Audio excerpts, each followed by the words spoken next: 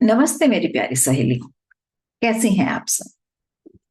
क्या कभी ऐसा हुआ है कि आप मुस्कुरा रही हैं, अपने सारे फर्ज निभा रही हैं, सबको खुश रख रही हैं, पर अंदर ही अंदर एक अजीब सा खालीपन महसूस कर रही हैं?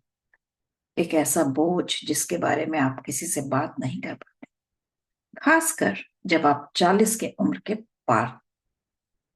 आज हम बात करने वाले हैं एक ऐसे साइलेंट स्ट्रेस के बारे में जो अक्सर 40 के बाद की महिलाओं की जिंदगी का एक अनदेखा पहलू है। ये वो समस्याएं हैं जिनके बारे में समाज में ज्यादा चर्चा नहीं होती, पर ये हमें अंदर ही अंदर खोखला करता है। हाँ, अकेलापन, अनदेखा महसूस करना, भावनात्मक उपेक्षा, ये वो भावनाएं हैं जो अक्सर इस उम्र में दस्तक देती हैं। आप सोच रही होंगी कि 40 की उम्र तो वो होती है जब बच्चे बड़े हो जाते हैं, करियर सेटल हो जाता है, जिंदगी थोड़ी स्थिर लगने लगती है, फिर ये स्ट्रेस कैसा? ये तो कमाल है। इसीलिए इसे साइलेंट स्ट्रेस भी कहा जाता है। ये चुपचाप आता है और हमें अपनी गिरफ्त में ले लेता है। सबका ख्याल रखते रखते खुद को भूल गए। यही है साइलेंट स्ट्रेस। सबके लिए ब्रेकफास्ट बनाना, खुद के लिए आखिर बासी टोस्ट खा लेना, घर के काम करना, बच्चों की जरूरतों का ध्यान रखना, पति की पसंद नापसंद, बस सबका ख्याल रखते रखते खुद को भूल जाना। ये सिर्फ एक जुमला नहीं, ये लाखों महिलाओं की हकीकत है।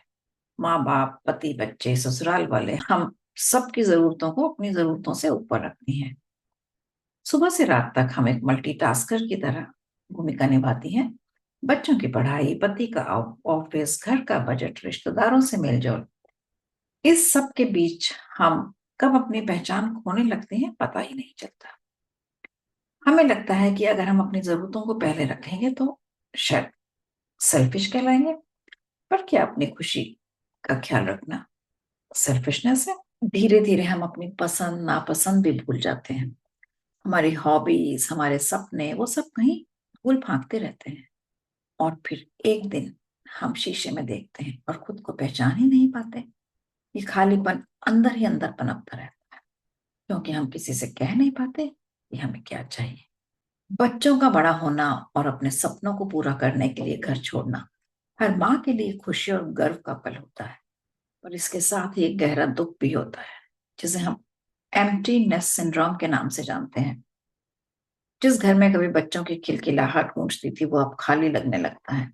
उनकी किताबें, उनके खिलौने और उनके कपड़े उनकी याद दिलाता है। हमारी पूरी जिंदगी का केंद्र हमारे बच्चे होते हैं, और जब वो चले जाते हैं तो हमें लगता है कि हमारी जिंदगी का मकसद ही खत्म हो गया। अचानक हमारे पास बहुत सारा खाली वक्त आ जाता है, पर समझ नहीं आता कि उसका करें क्या। यह अकेलापन बहुत ही गहरा होता है, क्योंकि हम अपनी खुशी बच्चों से जोड़ लेते हैं। हम खुश होने का दिखावा करते हैं कि बच्चे सेटल हो रहे हैं, पर अंदर ही अंदर वो खालीपन हमें सताता रहता है। किसे बताएं कि बच्चे दूर होने पर कितनी तकलीफ होती है। इसे बताएं कि अब हमारी पहचान सिर्फ माँ की नहीं बल्कि कुछ और भी होनी चाहिए। कई सालों की शादी के बाद रिश्ते में एक ठहराव सा आ जाता है। वो शुरुआती प्यार की बातें, छोटी छोटी खुशियां कहीं खो सी जाती हैं, और शुरू होता है भावनात्मक थकान, इमोशनल टायर्डनेस। हम एक ही छत के नीचे रहते हैं, सारे फर्ज निभाते हैं, पर कहीं ना कहीं इमोशनल डिस्टेंस आ जाता है। पति अपनी दुनिया में व्यस्त होते हैं और हम अपनी दुनिया में। बातचीत कम हो जाती है, एक दूसरे को सुनना कम हो जाता है। हमें लगता है कि अब उन्हें हमारी भावनाओं की परवाह नहीं है, या शायद हम इतनी जरूरी नहीं रह गए हैं। ये अनदेखा महसूस करना, भावनात्मक उपेक्षा का एहसास बहुत ही पेनफुल होता है। हम चाहते हैं कि कोई हमारी सुने, हमारी तकलीफ को समझे, हमें प्यार से दो पल दे, पर जब ऐसा नहीं होता तो हम अंदर ही अंदर घुटते रहते हैं। यह भावनात्मक अकेलापन एक लंबी शादी में सबसे बड़ा साइलेंट स्ट्रेस बन जाता है। हमें समझ नहीं आता कि इसे ठीक कैसे करें, या ये कभी ठीक हो भी पाएगा। तो क्या इसका मतलब यह है कि 40 के बाद की जिंदगी सिर्फ उदासी और खालीपन से भरी है? नहीं, बिल्कुल नहीं। यह समय खुद को फिर से खोजने का है, खुद को फिर से प्यार करने का है, खुद को पहचानना और प्राथमिकता देना। सबसे पहले ये समझें कि आप कौन हैं और आपकी जरूरतें क्या हैं। अपनी पसंद और नापसंद को फिर से खोजिए। क्या आपको पेंटिंग पसंद है, गाने सुनना पसंद है, किताबें पढ़ना पसंद है? अपने लिए वक्त निकालिए। मतलब वक्त तो आपके पास काफी है, पर उसको अपने जो हॉबीज हैं, जो चीजें आप भूल गए, उस नए रिश्ते बनाइए या पुराने रिवाइव करिए। ऐसी सहेलियों से जुड़िए जो आपको समझें, जिनसे तुम अपने दिल की बात कह सको। और अगर तुम्हारे बच्चों के दोस्त हैं तो उनसे बात करिए। इस तरह से आपको अकेलापन नहीं लगेगा। अपनी बात कहना सीखिए, अपनी जरूरतों को बताना सीखिए। अपने पार्टनर से, बच्चों से खुलकर बात करना सीखिए। उन्हें बताइए कि तुम्हें क्या महसूस हो रहा है। उम्मीद मत करो कि वो खुद समझ जाएंगे। ये बिल्कुल मत समझिए कि वो खुद समझ जाएंगे, क्योंकि आप अगर खुद अपनी बात याद करें, अपनी माँ की बात याद करें, तो शायद आप भी उन्हें तब नहीं समझ पाई थी जब वो 40 की थी और आप एज अ टीनेजर आप घर से बाहर चली गई थी अपना करियर बनाने, अपनी पढ़ाई पूरी करने। तो वो नहीं समझेंगे, ये आपको ही बताना होगा। इसके अलावा आप कुछ नया सीख सकते हैं और अपने करियर को रिस्टार्ट कर सकते हैं। आजकल बहुत सारी कंपनीज हैं जो गैप के बाद, specially for women, they give them a chance. ये उम्र एक्चुअली कुछ नया सीखने की है। कोई नया कोर्स करिए, कोई नई भाषा सीखिए, और कुछ पुराना करियर या कुछ नया, जो भी आप करना चाहें, ये यही टाइम है। इससे क्या होगा, आपको एक नया मकसद मिलेगा। और जो बहुत जरूरी है, अपनी सेहत का ध्यान रखिए। शारीरिक और मानसिक स्वास्थ्य बहुत जरूरी है। एक्सरसाइज करिए, मेडिटेशन करिए, इससे तुम्हें इंटरनल स्ट्रेंथ मिलेगी और ये बहुत जरूरी है। जरूरत पड़ने पर मदद भी ले सकते हैं। ये जो आदत अभी तक की होती है ना कि नहीं, मुझे किसी किसी की हेल्प नहीं लेनी है, या कोई हेल्प करता ही नहीं है, क्योंकि सब अपनी अपनी जिंदगी में बिजी हैं और आप एक धुरी बन के सबकी सहायता कर रही हैं, सबकी मदद कर रही हैं।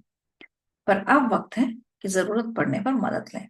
अगर आपको लग रहा है कि ये इमोशंस बहुत हावी हो रहे हैं, तो किसी काउंसलर से मिलिए या किसी थेरेपिस्ट से बात करिए। बिल्कुल भी संकोच ना करें। ये कोई कमजोरी नहीं है, समझदारी है कि आप किसी काउंसलर से मिल रहे हैं। ये कोई कमजोरी थोड़ी है कोई। आप अपनी मेंटल स्टेट के लिए, मेंटल हेल्थ के लिए किसी से अगर बात करना चाहती हैं तो जरूर करिए।